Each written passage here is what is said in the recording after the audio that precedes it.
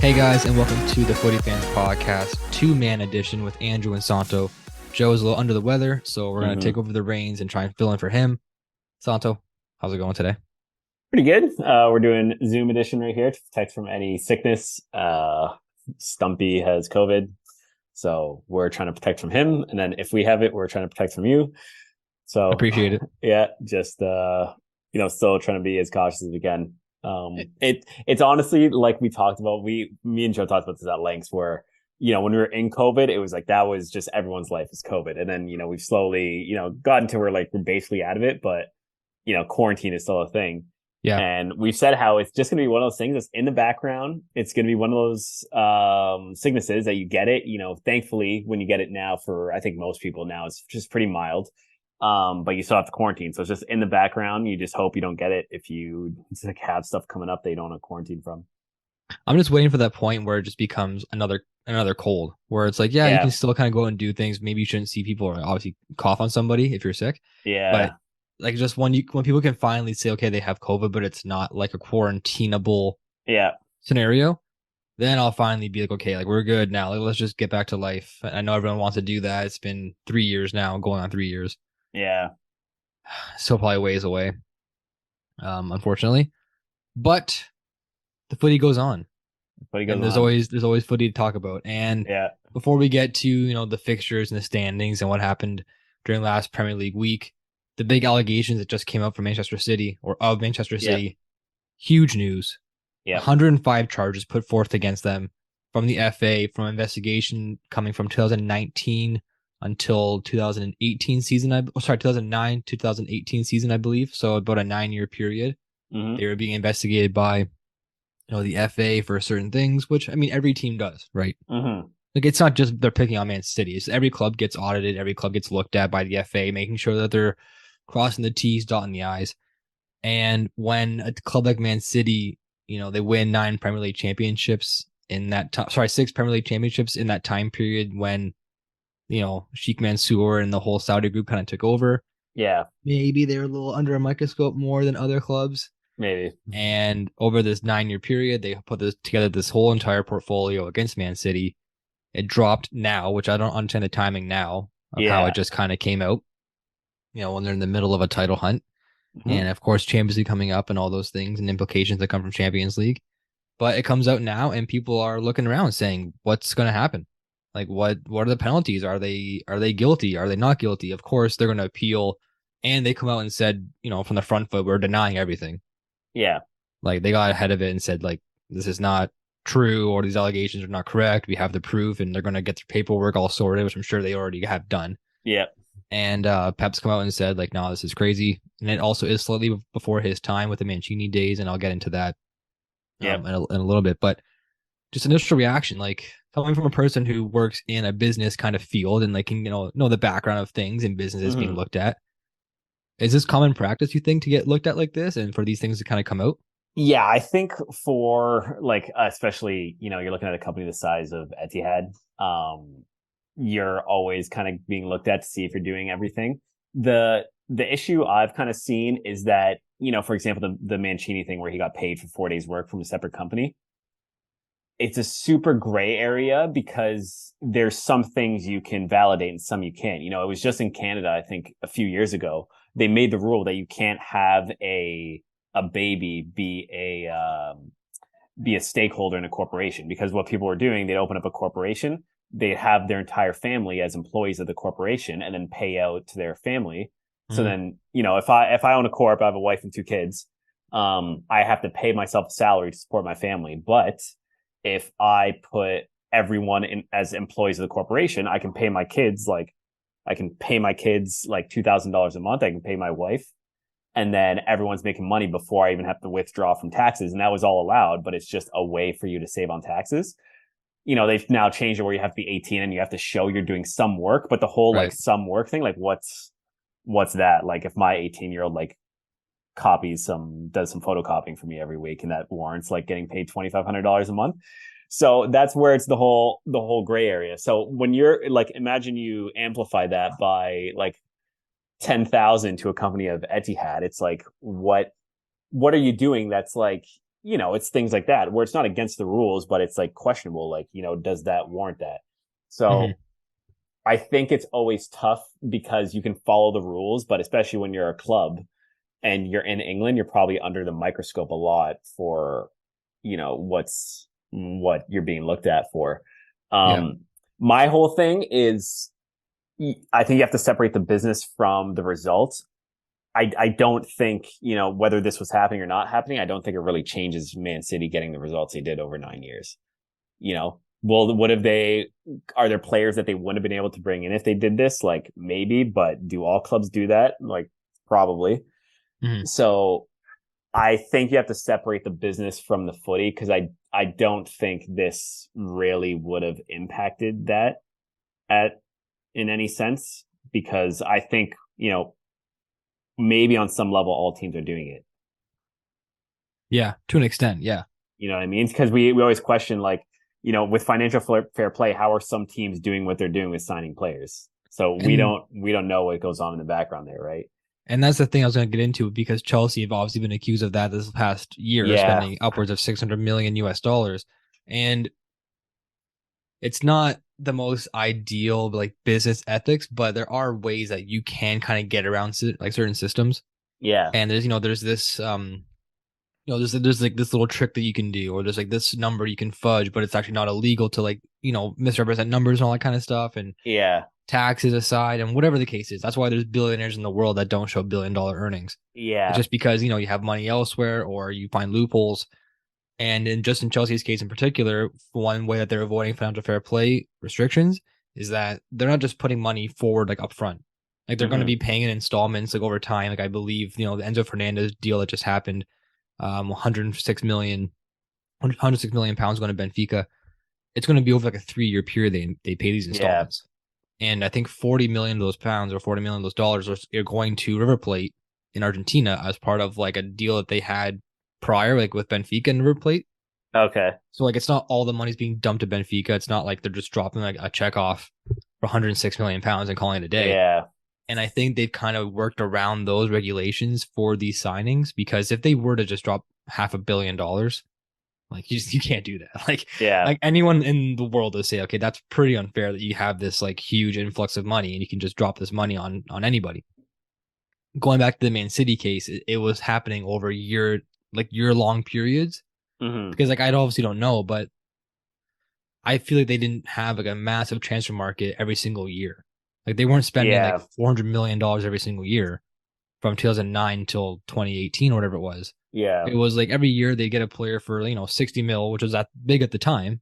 When they brought Robinho in, when they brought in De Bruyne or Adebayor back in the day, Aguero, they brought them in for pretty big chunks of cash, yeah, but it was relevant to the time, yeah, and they were obviously like new money at the time as well, like when the Etihad group came in. So yeah, it was somewhat suspicious, and like I said before, like it translates into 6 Premier League titles in that 9-year gap. Like you're gonna get looked at a little yeah, suspiciously. But I mean, for their sake, hopefully they get it all sorted out. mm-hmm. Um, and I think people now are looking at it saying, okay, well, if they do get found guilty, if there are penalties to be issued towards Man City, what are they going to be? Yeah, Like, can you retroactively go back and take away earnings? Can you go take away titles that they would have won or that they have won? Should they receive penalties now? They're facing maybe our charges of like getting relegated or getting points yeah. deducted now. Like I to just to like say, okay, you get a slap on the wrist, like financial penalty, that would mean nothing to these guys yeah, unless it's in the upwards of like billions and billions of dollars, yeah, which I don't think the FA would do. But it's just unfortunate because let's just say this current core.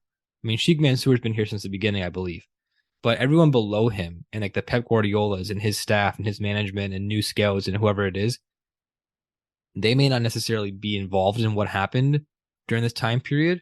And for them to be the ones to be punished now would be yeah, somewhat unfair. yeah, yeah. I totally agree, and I think I like obviously I don't know what's gonna happen. Nobody But does. They're it's kind of yeah, waiting. yeah, and I think it's gonna be. obviously I don't see them getting like relegated, or I don't even really maybe see like point deductions. I think it's going to be one of those things that happen behind the scenes, and they just gotta like deal with some like financial implications, and that's really it. Yeah. Well, if the FA really wants to make it like a lesson learned kind of thing, or like like have other teams watch out, it's got to be a significant sum.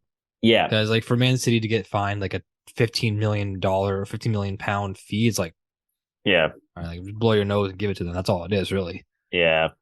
Yeah. So we'll definitely see what happens. But yeah, again, for me, it's always about like separating the footy from these types of things. Because I think they would have got the players they wanted to get with Etihad there or not. I think Etihad is probably just finding ways to optimize the money they are spending.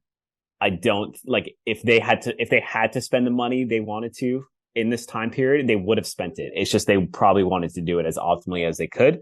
Right. And when you try and do that, you always start doing things that fall in that gray area. But obviously, hopefully on their side, we would hope that they're not doing anything illegal. You hope you're trying to do everything in that gray area that's still in the legal realm. Mm-hmm. So you just hope that they're not doing anything like blatantly illegal, because obviously that's not cool. But yeah, that's why we just hope the clubs that we watch in the EPL are doing everything in like as much integrity as they can, to optimize their clubs. Because if you don't ever dabble in the gray area, it's going to be like very hard for you, right? To run a club and be profitable. And at the end of the day, we want the clubs to stay in and not just go under in like a business sense. Yeah. Wise words from Ricky Bobby. If you ain't cheating, you ain't trying, right, Santi? Well, it's not cheating. It's just like doing. Well, we'll see. I don't know, man. Yeah, I mean, if they're doesn't cheating, look good. Then yeah, it doesn't look good. But like I would want the clubs in the EPL to do things legally, but still like optimize their finances so they have the best chance of being competitive. Yeah, like, let's get real. This isn't Huddersfield Town trying to like fudge $6,000 or something. It's like it's a lot of money that's being looked at here. Yeah, for sure. And yeah, and like another part of it too is like from what has coming out, part of the charges is they're just being difficult to deal with. I guess the last couple of years that they've been doing this investigation, so they know they're being audited or investigated, whatever you want to look at it.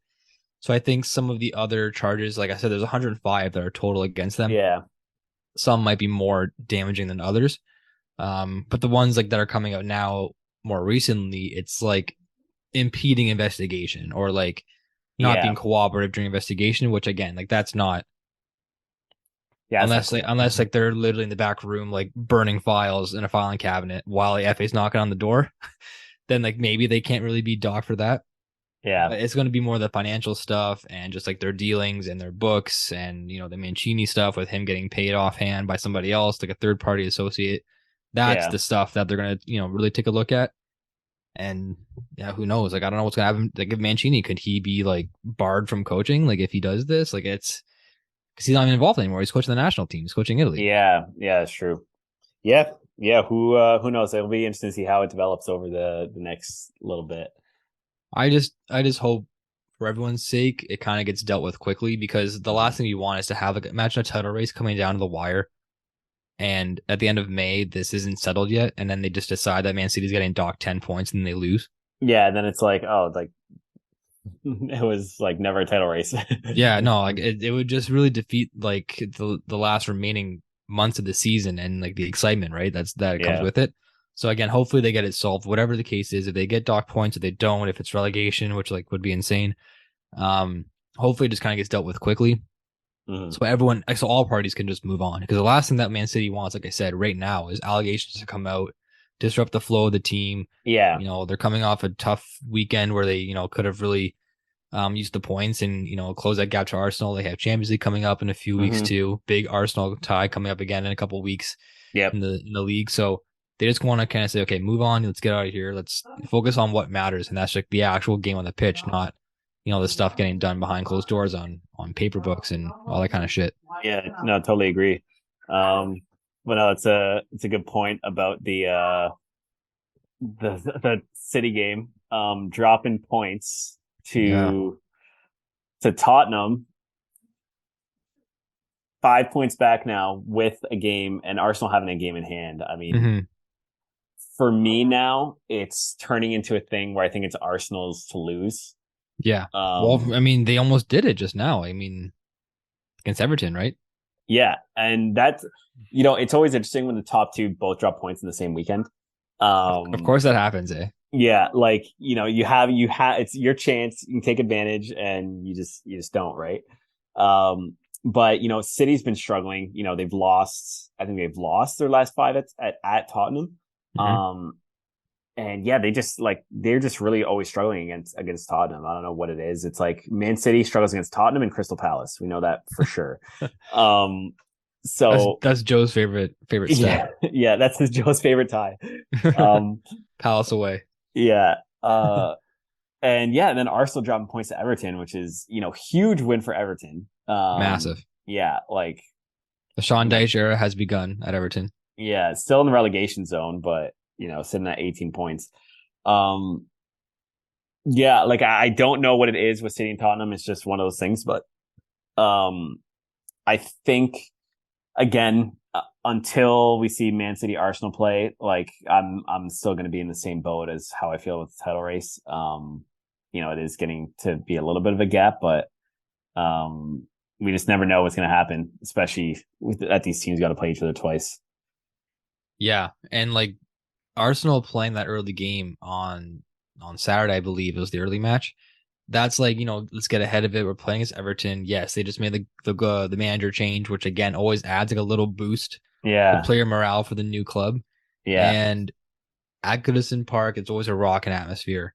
Yeah. So Arsenal maybe went in there, maybe a little scared, maybe a bit of a trap game for Arsenal. I don't know, but like that's just the beauty of the EPL. It's like you just can't ever count on any team to give the result or not get the result. And for Everton to come do that in front of the home crowd, play that way. I mean, Goodison Park was just like nuts. It was like the atmosphere was like as if it was like a top two battle instead of where they actually were in the standings. Polar opposites. Yeah. And I mean, yeah, that was just crazy. And for them to get that win, like a nice tight game too. Like it was just super close, super competitive the whole way through. It was good for them. And Tarkowski, he's kind of been through the ranks a little bit, coming up through I think it was on Burnley. Was he on Burnley? Or West Ham or something? West Ham? I want to say, I forget. Tarkowski. I want to say West Ham, but I could be wrong.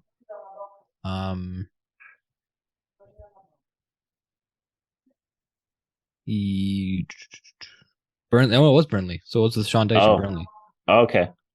Yeah. Burnley. I knew it was one of those claret colors. I know, like one of those like purpley, like maroon. Yeah, it was a West Ham, Villa, or Burnley were all in my head. Yeah. No, it was Burnley. So like Sean Dyche, obviously, pretty familiar with him.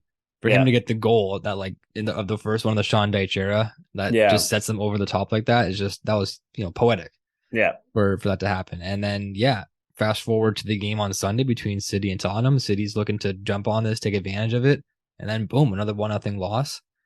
And I mean, De Bruyne didn't start this game, which I thought was kind of strange. I don't know if he was like nursing an injury or something and trying to come back from one. Yeah, he just seems a bit off the last couple of weeks, like since the World Cup. Maybe it's just like the World Cup hangover has like really hit him. But the City side in itself has somewhat just seemed a little bit different. And maybe it is in lieu of the allegations coming out. Maybe they knew ahead of time that something was going to drop, and maybe it just kind of got the players rattled or the coaching staff rattled. And it's just in the world of any professional sport, obviously it's ideal to tune out distractions and just focus on the game. But in the world that we live in now, with the social media being as big as it is, and the personalities the players have, I mean, themselves are brands. So of course they're gonna like always be looking to promote themselves and get online and see what buzz is happening around them. And for them to get exposed to certain things, see certain things happening out there in social media, whether it be these allegations or just like them getting talked about, it's gonna make a damaging effect on how you play with them. Any way you look at it, like you could avoid it until you literally like take your phone and throw it in the ocean. Yeah, it's still gonna bother you. It's still gonna affect you. So they just seem, I don't know if Pep has them playing strange. I don't know, because they are still getting wins, like 3 wins in the last 5, yes, but like they're just they haven't make the most convincing games from them. Yeah, and me and Joe were talking about this. Like, I'm not sure why they went to a 3-5-2 in this game against Tottenham, where they had We had Rodri and the young kid. I can't believe I don't remember his name. Right? Which one? The the 18-year-old. He's playing right back. No, he's playing in the double pivot with Rico Lewis. Jeez, Lewis. Yeah. I said right. I kept thinking about. I thinking Rico. I said Rice instead of Rico. Yeah, I was Rice. thinking Alvarez was stuck in my head for whatever reason.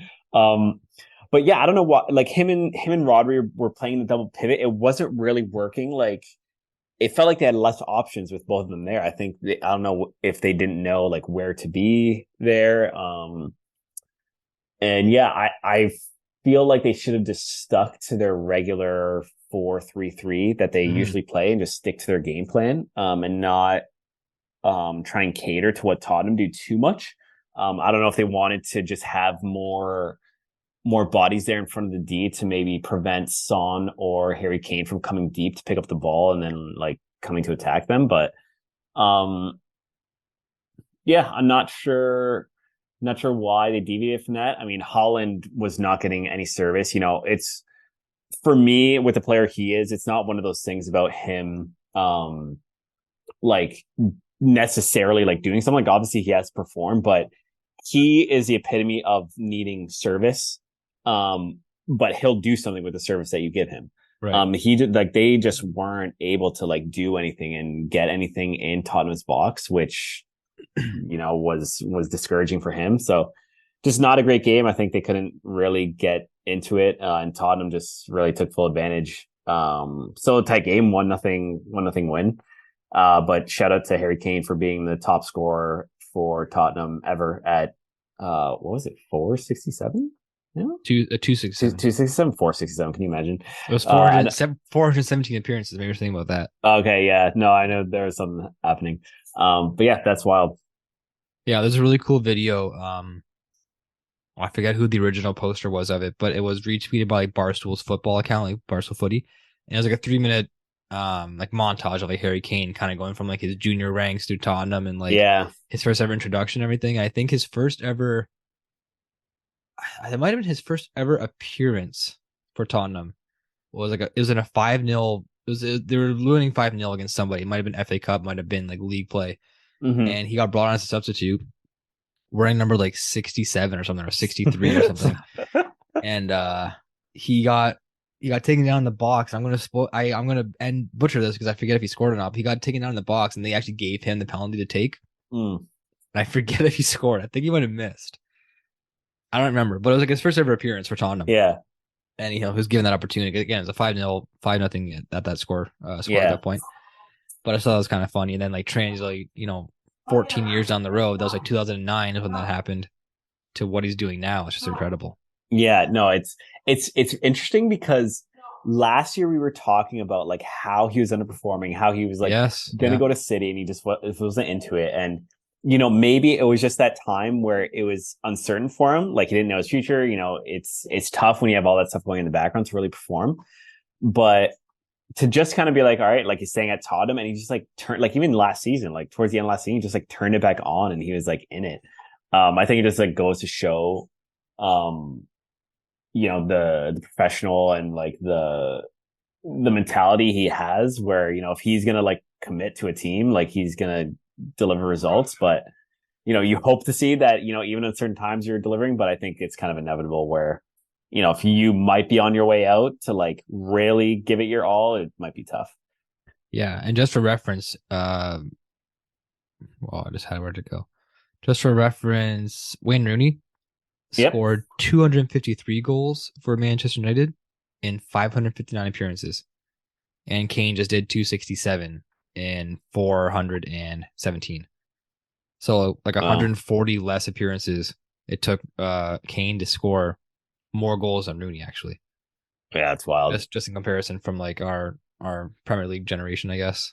Yeah, and I think that's the goal thing. Well, we say the goal thing might be different because like it's definitely turning into like a lot more team play, I guess, than maybe in the past. But we are seeing that still kind of be demolished by Haaland. Just I know, I can't wait to see like what actually happens. Like I don't even know.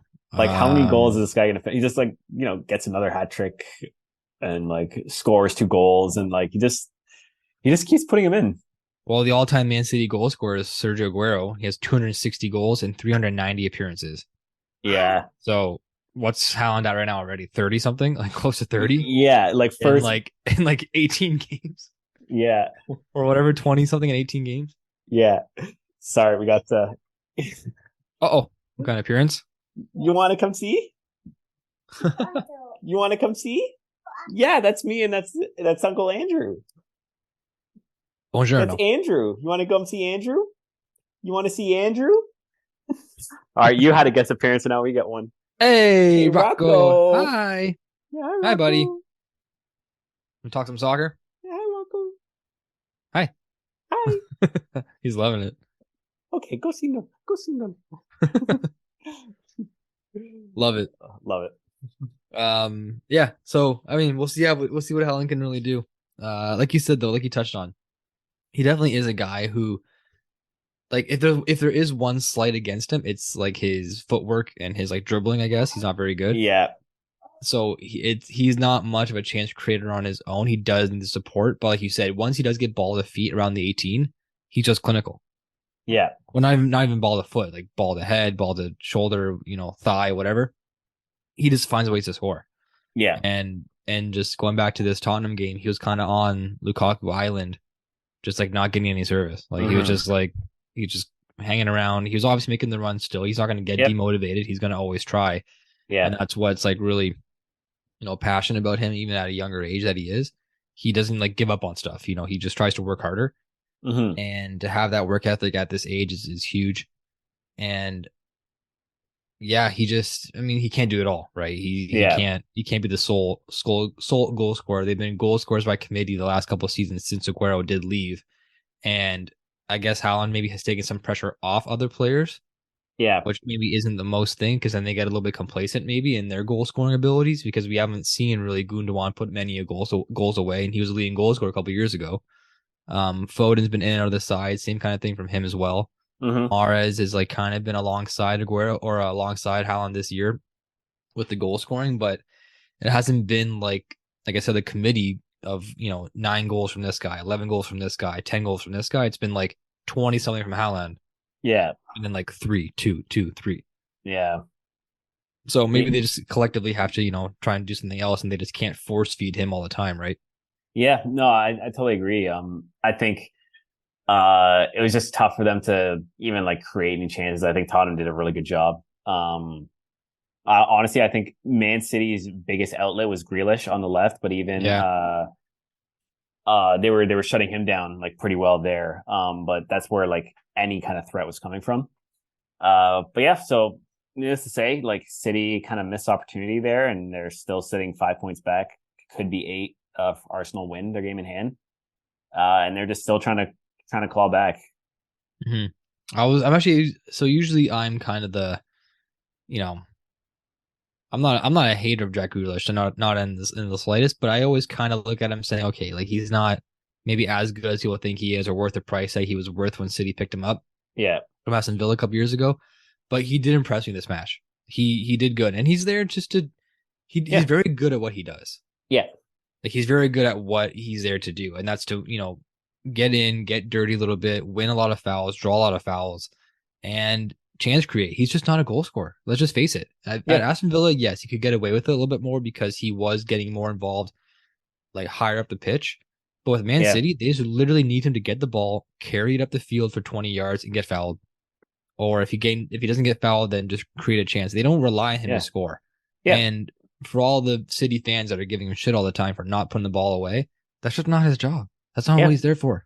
And that's what's really been interesting, because we've seen like players like Mahrez go there, players like Cancelo, and we've seen players go there who are good players. They have like a little dip, but then they just like turn into player like Pep needs them to be. Yep. And then like look at Mahrez. Like he's like, how clutch is he for City? Like so many times he just really threatening on the wing. Cancelo turned into just revamped what an outside back does really for the game. So it's just interesting how Papakaz in the background. Hey, he's all blurred out. There he is. Yeah. Um, but no, how interesting is it that Grealish has like a little dip in form, and then he comes in and like he starts playing better, and like it's interesting to see like the kind of player he's going to develop into as he if he keeps going in this direction, because Joe said it before where um you have players coming in and Pep just kind of like, whether he like sees something in them at their old club, and then just develops them into like the player that he needs, and then they just turn into a really good player. So it'll be interesting if that kind of happens for Jack Grealish, because who knows, like next season he could just be their guy where it's like, why is Jack Grealish getting like 30 assists a season? Like no one ever does that. So it'd be interesting to see if that kind of develops over the next little bit. Yeah, and just for any numbers and like stats nerds out there, Football Reference, like soccerreference.com, it's fbref.com, is a fun site to go to just to look at numbers and stats and everything. It's got every analytical breakdown from like everything you can think of. And I just looked at some stats after Grealish. He has 78 progressive carries, which means like just taking the ball at least to the player, to the opposing team's goal line, like just making that run to the goal line to be able to cut back. He has 78 of those. The next highest person is João Cancelo at 71, and he's obviously gone now. Yeah. Carries in the final third. He's third on the team. Carries in the penalty area. He's first on the team with 32 carries in the penalty area. Another one is take-ons. He has 53 take-ons, which is like trying to take a player on one-on-one. He's got 53 of those. And he only has it in like minimal playing time as well. Yeah. Like he's not, playing like 90 minutes a game. He's not starting every single game either. So for him to be in the top 4, top 3, there's other categories here I'm not looking at, but there's other categories that he ranks in the top 5 for Man City. And he's not even getting the most playing time in his position. Yeah. So what he's good at doing, like I said, he's very good at doing. And that's what he's getting paid for. And that's what Man City and Pep expects of him. And again, I'm sure over time it'll grow on him a little bit. Maybe he will get a little bit more clinical and more involved in the play, but he's just there to, like I said, be a chance creator, to take players on, to draw fouls. And he's, again, like probably like one of the most fouled players in the Premier League. I know we've seen that stat. Yeah. Last time at Villa, when he was once playing 90 minutes, he was the most fouled player in the league. Yeah.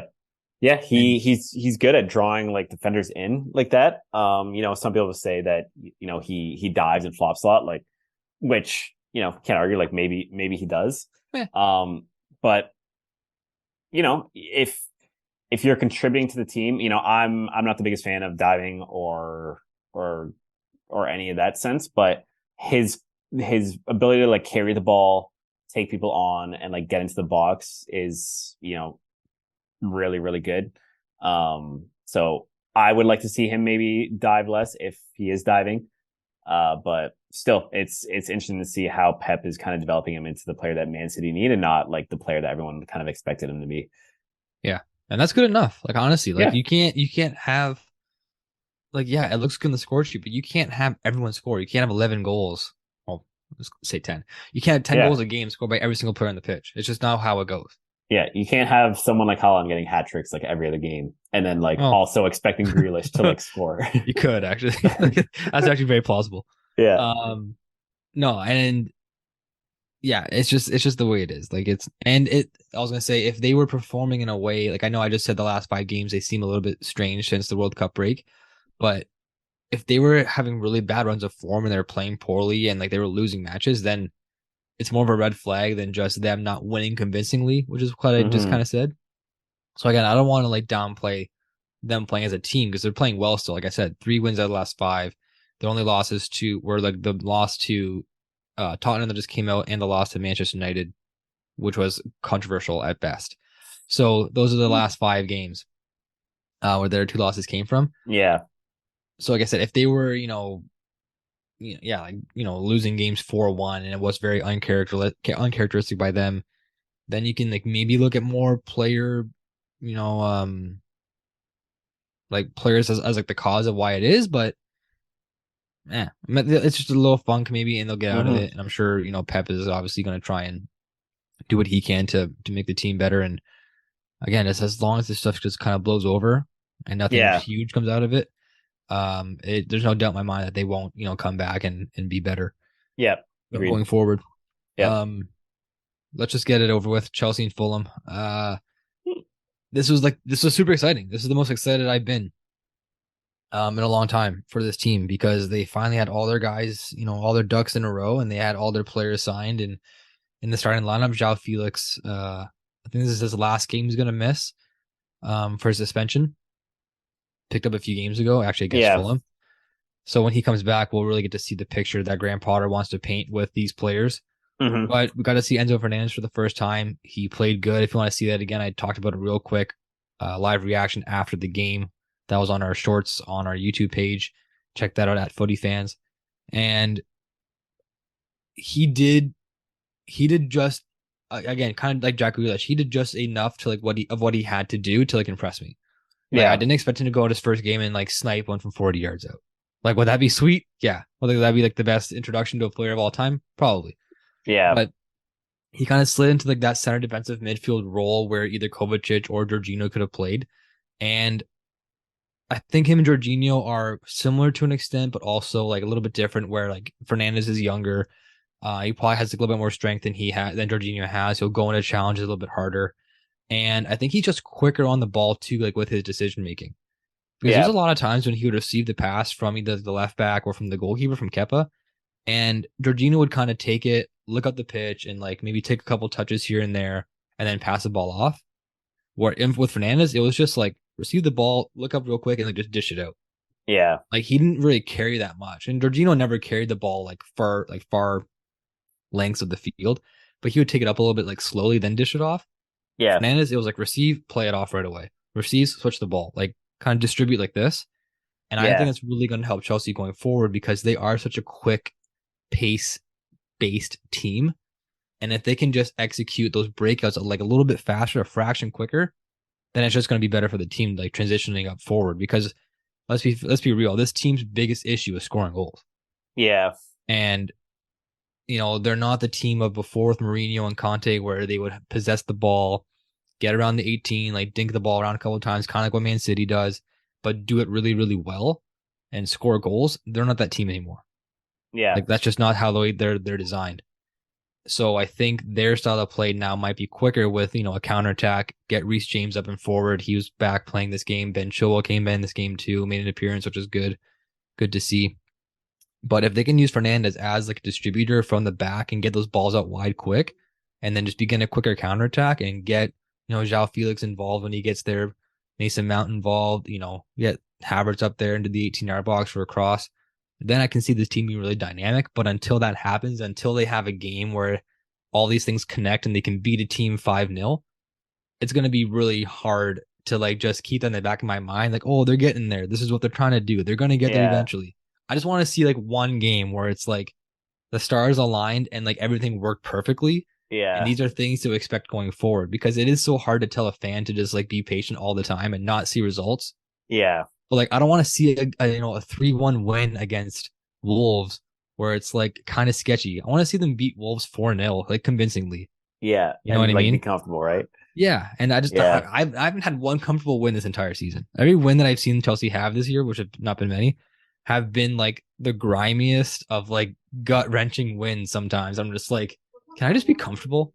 Can we just score 3 in the first 25 minutes and just sit back and relax a little? Can we just try and do that for one time? But it remains to be seen. But this new core coming in here, again, once they're fully healthy, and N'Golo Kante still trying to come back from injury as well. So when everyone's back and they can finally put whatever system Potter's trying to work, which I still don't know what it is, whenever they can just get that going for the first time officially, and I see a general positive result going forward, and then I can relax and be comfortable. But until then, I'll still be on pins and needles saying is this team worth the money that was just spent? Yeah. I know coming next year, that's when it's really going to all hit together. But that money's spent now, and it's still half the season left. We've still got almost 20 games to play. Yeah. Or less than 20 games now, but we still have a lot of games to play. So we still have time to build forward. We still have time to see progression.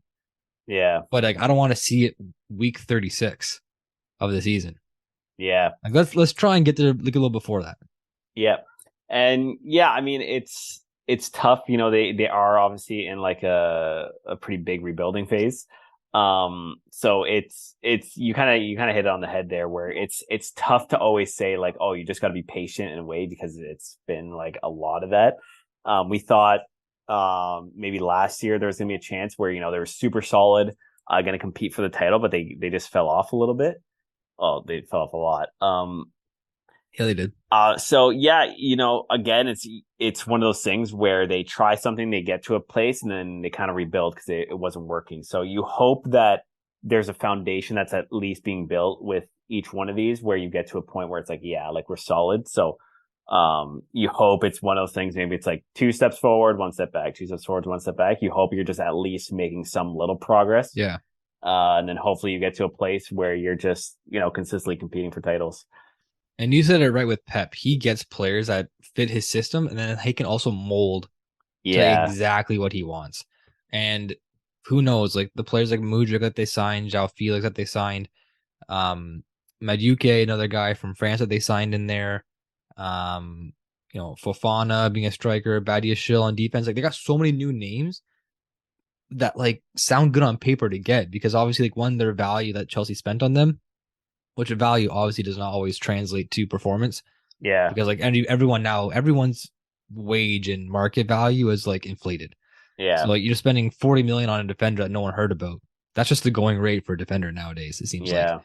But hopefully once these players get here and they do spend time with Potter and his coaching staff, he can kind of do what Pep wants. Well, he can kind of do what Pep does with his players and like mold them to what he actually needs from them. Yeah. Not just like say, go play defense and like that's all you got to do. Play defense the way the Graham Potter wants to play defense. Yeah. And I still, again, I don't know what that is. Like I can't put Potter and like Pep in the same conversation because they're one's got titles and accolades and the other guy's Graham Potter.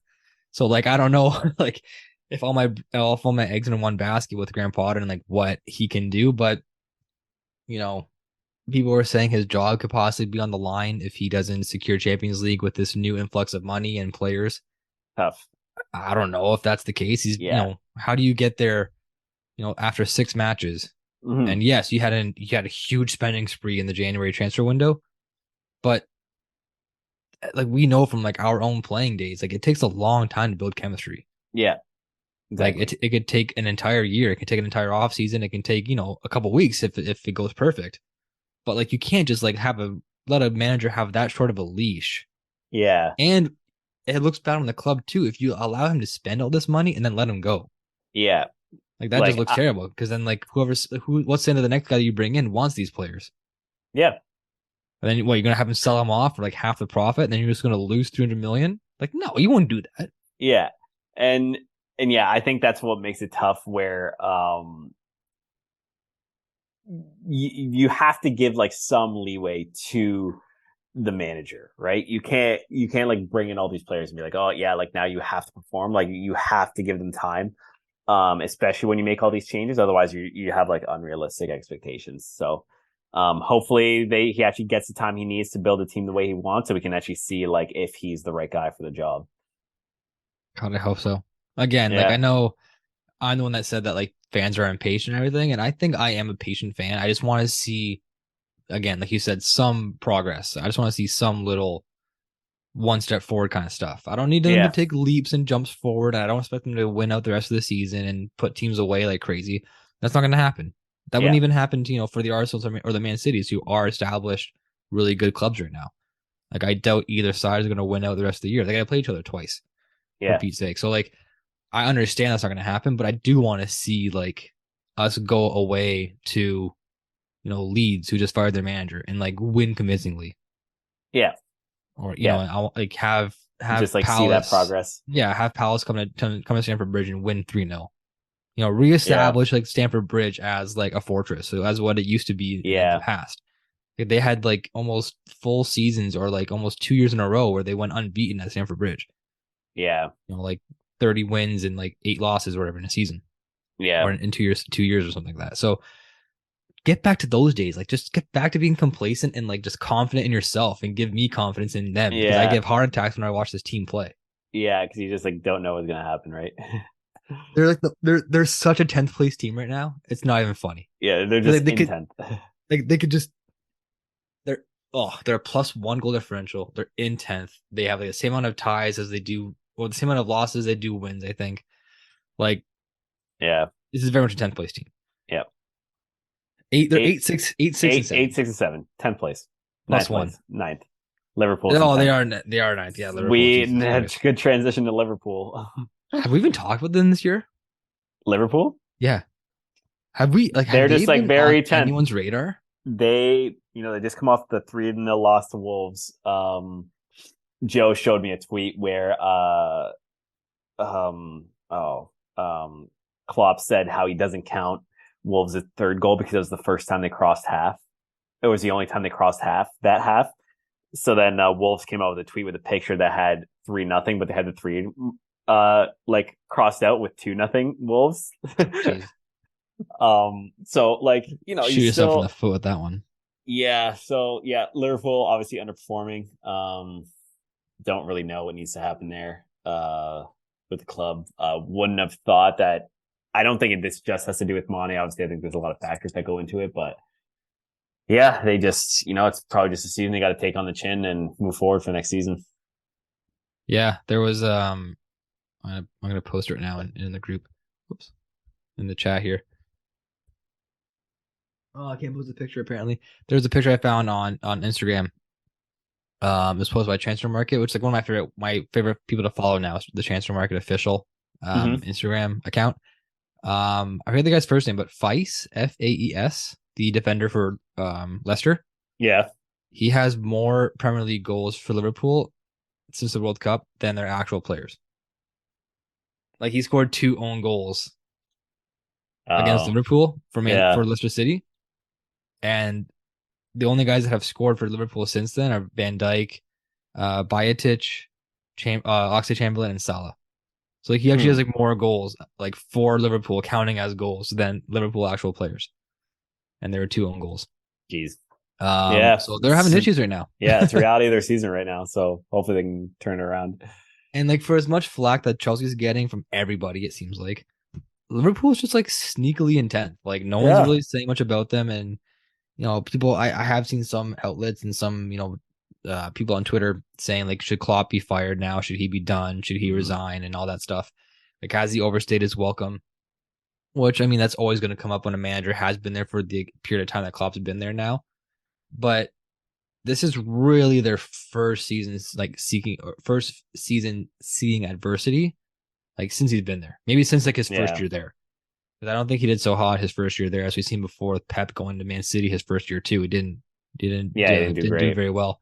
Yeah. So it's a learning curve, right? Even for managers in adopting to the English game. But then we clearly saw that Pep and Klopp can turn that around in just a few years. Yeah. So I feel like for Liverpool, you have to give the manager, again, a little bit of benefit of the doubt. He obviously has a lot longer leash than a person like Graham Potter would have, just because he has been there for so long and he has pedigree and he has accolades for the club. Yeah. But all that being said, it's like, if you're losing the locker room, that's an issue. Yeah.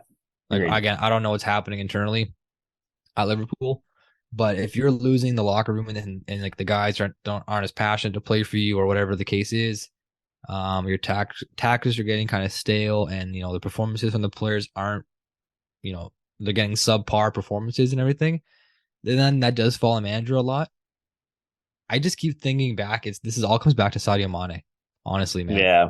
I know, like, that's been like my cop out. Basically, every time Liverpool gets brought up on the podcast, I say the loss of Sadio Mane is really hurting this team, and I just can't say it anymore. I think it's just super true.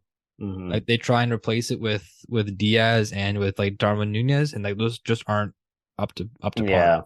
Yeah, they're not on even on his level. Yeah. And yeah, it goes to show, like, a well-oiled machine, like, every part has a part to play. So, you take Mane out, give him Bayern, and it's just like they have to figure out how to fix that again. Yeah. And that's, again, that goes on the manager, it goes on the staff, it goes on everybody. And it's the same with any, in any sport. You kind of, as the head coach, you're more than just the head coach or the manager. Like, you're in charge of like an entire core of people behind you. Yeah. So it's like, if Klopp was to get removed or whatever, then like you're going from the top down of all the Klopp's like people, like they're out. Yeah. Like you got to basically start from scratch and like bring in a whole new team. Which I mean, I don't think it's going to happen this point in the season. Like I don't think you would let Klopp go. Like like being a club like Liverpool, yeah, they're 10th place, but they're only a few short wins away from being kind of up back in that fight again. Yeah. And I honestly can say that I'm more confident in Liverpool. I wouldn't say if I had to pick between Liverpool and Chelsea to make Champions League, I guess I'd pick Liverpool. Maybe not Champions League, but make Europe or something. Yeah. Like I think at the end of the season, Liverpool will finish higher than Chelsea. Is what I'm trying to say. Yeah. By season's end, whether that be 7th and 6th, 5th and 6th, I don't know.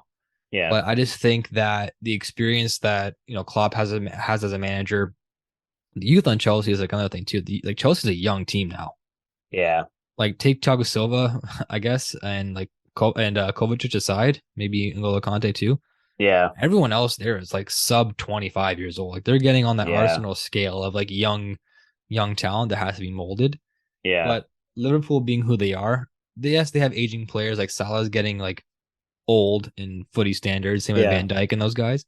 Yeah. But they're just like experience and their leadership roles like just kind of trump that. You know what I mean? Like and obviously Klopp and like being there too and like just knowing how to win. I think we've said before in previous episodes, like just knowing how to win games and like how to win titles is like an intangible that you just can't teach unless you actually do it yourself. Yeah. So I think Liverpool has it in them to come back, claw back, get some dirty wins, and maybe finish higher up than what they are now. But I don't know about Chelsea. I don't know. Like that's a whole experiment, to be honest. Yeah, we'll definitely have to wait and see on that one. Manchester United beat Crystal Palace 2-1 on Saturday. Yep. And they had a match today against Leeds, I said. Is that what it was? Yeah, Leeds drew 2-2. Yeah, Leeds firing their manager, firing Jesse Marsh, the American. Tough for Leeds. Yeah. Definitely tough. He was only there for a couple years, because they had Bielsa there. Yeah. I believe. And then Marsh came in there and replaced him. Yeah. I don't know who's there now. Did they bring somebody in, like somebody big? I don't know. It might just be one of those caretaker kind of things now until they find somebody. So maybe it's just another coaching staff member. I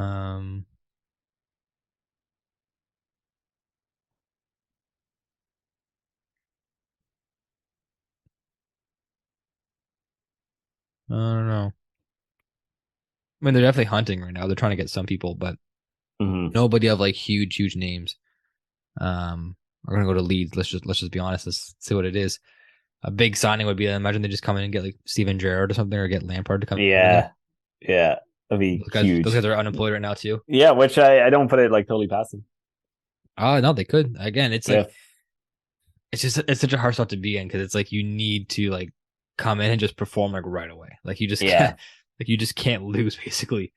They draw 2-2 against Manchester United today. Santo, the young Italian, scored in the first minute for Leeds. Yep. And then an own goal by Rafael Varane saw Leeds up 2-0 at one point. And then Rashford just seems to be the most informed striker right now in the Premier League. He just can't stop scoring. And then shout out, surprise story of the year, Jadon Sancho finally getting some playing time and getting a tying goal in the 70th minute. Where's this guy been? Yeah. No, it's one of those games, I think Man U have to be like realistic. You're not going to go in and you're not going to win every game necessarily. Right. Or at least, you're going to find yourself behind in games. I should say that.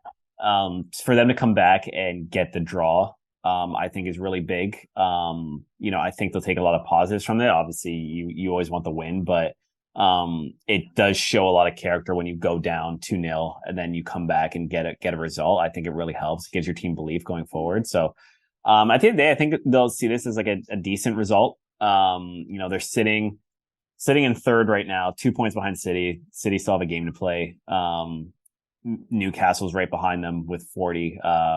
They still have to play. So it's getting pretty tight there at the top, especially between second and fourth with, City dropping points.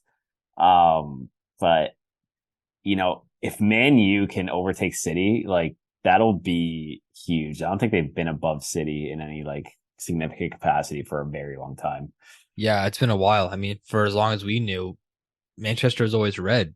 Yeah. That's just the way it was. And until going back to the beginning of the conversation here, until the new Etihad group came into Manchester City, it was Man U's City to lose, basically, right? Like they just had to keep doing what they've been doing for Yeah. the past 30, 40, 50 years, whatever it was.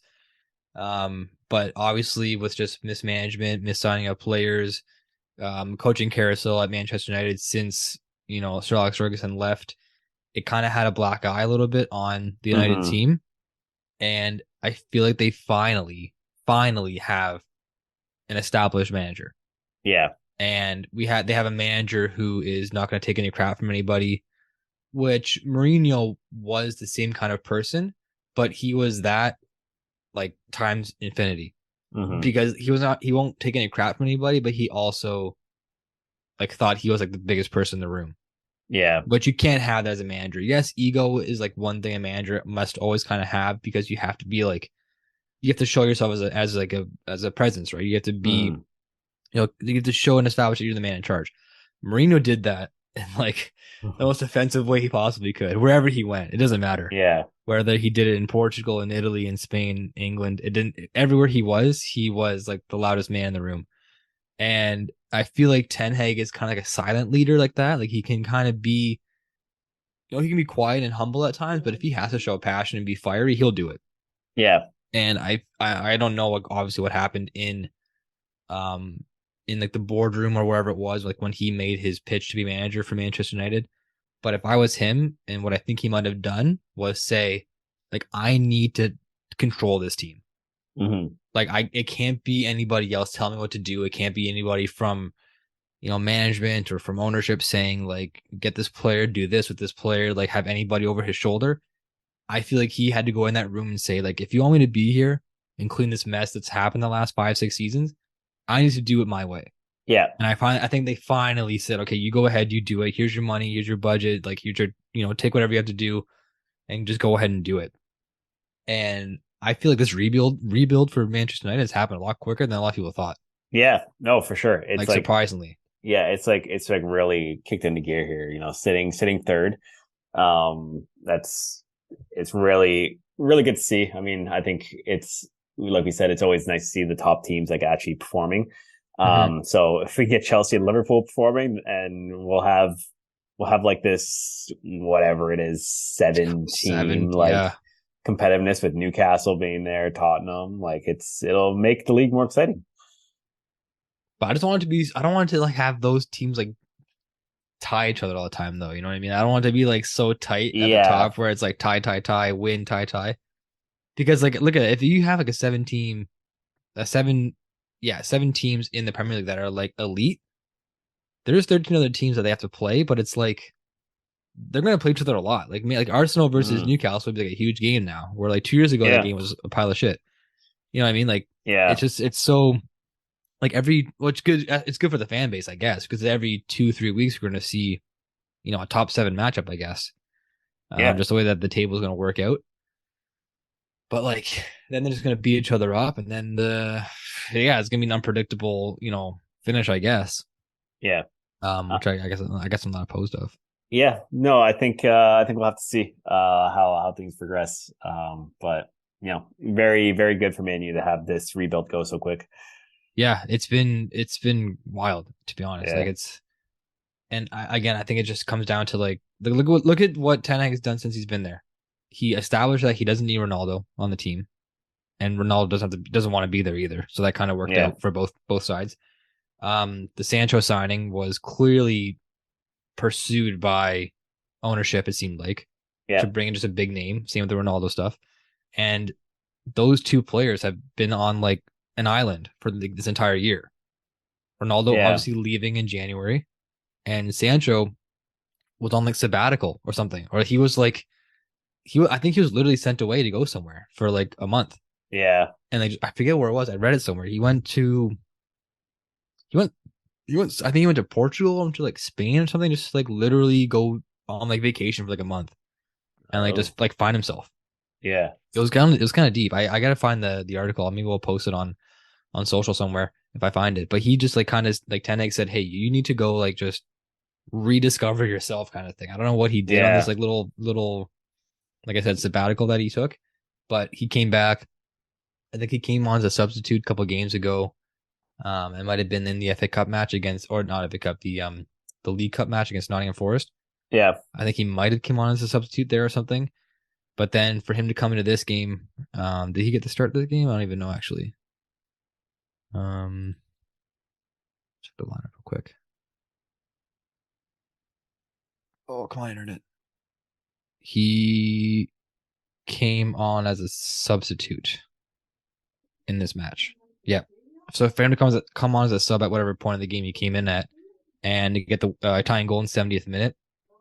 I mean, I didn't see the highlights or anything of this, but like he probably celebrated like he just scored the game-winning goal for England. Yeah. Yeah. If I was him, I would do the same thing. Yeah. So that's good to see. I mean, obviously you don't want it, whatever it is, mental health or fatigue or something, whatever it is. Like, obviously we don't want to see that, and it is a prevalent thing in life. And for him to kind of sort his shit out and get back there, like at a positive, high playing level, that's huge for him, and for the club too, because he's a good player. He's a very good player. No, it's really good for him. Yeah, when you come in for that price tag, like, and you expect to get performance like right away, it's like, okay, chill. Like, take a step back. Yeah, no, it's really good to see. So glad he can come in and start performing and like get some momentum. Yeah, hopefully help the team carry forward, because Martial is kind of like hit or miss at times. Like I said, Rashford's like the most informed striker I think right now. Yep. In the Premier League, but then those other wing sides, like whether it be Garnacho now or somebody else, it's up for fighting. It's up to Anthony's there too. There's definitely like a lot of team competition for those positions. Mm-hmm. So if Sancho wants to get involved and get in there and like show what he's worth, this is what a good way to do it, by getting the tying goal in a game that seemed gone for United standpoint, right? Yeah, totally agree. Look at the bottom of the table. Like I said, Everton, huge win against Arsenal. Yeah. Keeps them at 18th place, but only 1 point out of relegation now. If they get another win coming their way, they jump into 14th. So that's very, very tight, obviously, down there at the bottom of the table. Bournemouth still in 19th, and Southampton still in 20th. I honestly forgot Southampton was even in the league still. Yeah. Definitely 14, rough for them. 14 losses, only 17 goals for. Yeah. Tough. Yeah, I don't really see them salvaging this season. And it sucks too, because even if they did come back a little bit, it's like 3 teams still got to go down. Like, they could have a bit of a resurgence, but like if you already shoot yourself in the foot at this point in the season, like it's really hard to climb out of that, right? Yeah, no, totally agree. So hopefully they can, find some saving grace in this, because like you said, someone's got to get relegated. 3 people got to get relegated. So it's got to be a battle. And like obviously, if they don't, like, they shouldn't go down without a fight, kind of thing too, right? Yeah. Like they've played 21 matches, so they got 17 games left in the season. So like, out of those 17 games, like, don't just fall over and die. Like, still play hard, right? And try to get a couple more wins out of that, even if you are going to go down still. Yeah. Do it for themselves. And I'm sure no team's going to do that. Yeah. We talked about it actually last episode about relegation and like how other leagues in the world want to kind of pursue it. Yeah. There's no benefit of getting last in England. Like in hockey, you get last, you get the first overall pick in the next draft. Same with football and all that kind of stuff. You're last in England, you're getting the fuck out. Like, you're just gone. Exactly. You're out of here. So let's take. Want to talk Wrexham real quick? Oh yeah, talk about Wrexham. Oh, did you watch the game? The FA Cup match. The replay was yesterday. Oh, I didn't. They lost. Yeah. The game was at Sheffield United. Sheffield took a 1-0 lead in like the 60th minute or so. Yeah. And then Paul Mullen comes back, ties the game on a PK. And then in like the 80th minute or something, they got another PK and he missed. The goalie saved it. Oh. So they were tied 1-1, and look, it was going to extra time. 91st minute, Sheffield United score a goal. And then like 96, they score like another one to just kind of seal the deal. So they end up winning 3-1. It was a game though, man. I turned it Yeah, I on the can second imagine. half. I was working. Yeah, So I missed the first half. Turned it on. It was still 0-0 actually when I turned it on. So I think it was just after halftime. yeah, And then within a couple minutes, Sheffield scored, and I was like, okay, here we go. Like this game just needed a goal, right? yeah, And then from that point on, it was just like the most FA Cup match you've ever seen in your entire life. There was like no defense. It was like counterattack after counterattack. It was really exciting. yeah, Like you know how like mostly if it's like a really really tight game and it's like 1-1, both teams are very like complacent and they don't really try and go very hard. yeah, This game was 1-1 and it was like it was like a ping pong yeah. Just match. Like it was back and like your forth. head's going like this, like you're watching ping pong or you're at Wimbledon or Yeah, something. Um, it was crazy. It was a good game to watch, and obviously didn't go Wrexham's way. So their FA Cup Cinderella story run comes to an end in the fourth round, fifth round. I always forget. yeah. Not sure what round. Let's see. Ciao, mama. Fourth round. Yeah, yeah. Man, do you know what would have? So they already did the draw too for the fifth round. Tottenham. It would have been Tottenham. Can you imagine? And I Wrexham think is that home and away at that point too? I don't know. At some point it That would have goes. been so cool. Can you imagine? Yeah, at some point it goes. It changes from single like relegation, not relegation, Yeah, single elimination. So like right now it's single game elimination unless you draw, and yeah. then you play the return leg away. At some point it switches to home and away, Oh, okay. and they actually have like aggregate involved, I think. Yeah, But I don't know if the next match would have been at Tottenham or at home. I don't know. yeah. But imagine imagine welcoming Harry Kane to the race Yeah, course. can you imagine? That'd be so cool. Like Oh, Harry Kane's playing for like 9,000 people. He hasn't done this since he was like 12. yeah, That'd been sweet. yeah. No, for sure. Um, but I mean the big like obviously again like that's huge, and I think they will get some sort of money from making this stage of the tournament. But in Wrexham's eyes, their big money on the prize thing is set for promotion. Yeah, for Like sure. That's like the main goal for them, right? yeah, like an FA Cup quarterfinal matchup would be like legendary. It'd be huge. Yeah, But if they go ahead and like hurt those chances of promotion by getting so far in the FA Cup and like putting all their eggs in that basket, yeah. It might then not be like it's best. not worth it, right? Yeah, that's true. And at one point, it was still 1-1.